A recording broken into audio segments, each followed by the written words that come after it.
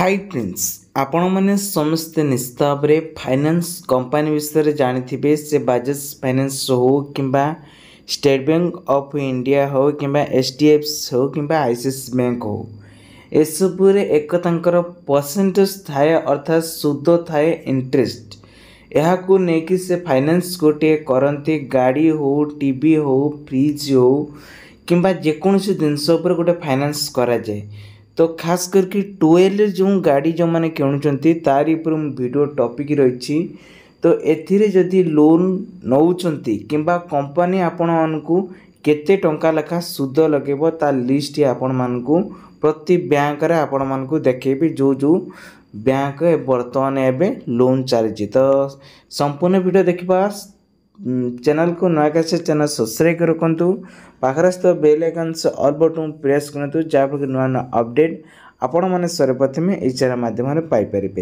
तो सांग मैंने देखो टुएल लोन आपण को बैंक लोन इंटरेस्ट आपण मानक देखेबी जहाँकि number 1 State Bank of India एथिरे आपण मानक 16.9% मिलूँ एवं 18.17% पीए रही। तेबे एचडीएफसी बैंक रे आपण मानक देखंतु एथिरे 14.50% पर्यंत इंटरेस्ट चार्ज लगुची।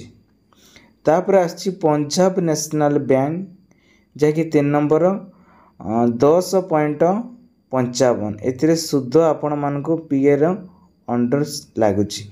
तापर 4 नंबर आछि देखंतु unique bank a unique bank रे 11.30% पर्यंत लगुच। एक्सिस बैंक रे आपण मानकू 11 लगुच सुद। तेबे आपण यदि लोन नापी चाहूँगी गोटे गाड़ी किनिबा पई ताहले ई सब बैंक रे जदि आपनकर खाता थाए ताहले आपण मानकू कम सुद पड़िबो कि बेस सुद पड़िबो जहाँकि एसबीआई रो अधिक सबुठारु सुद रहउची। तेबे आशा करछि वीडियोटी आपन बहुत सारे हेल्पिंग हेतियो। वीडियो हेल्पिंग चैनल सब्सक्राइब कर रखु पाखरे bell icon all button press करंतु।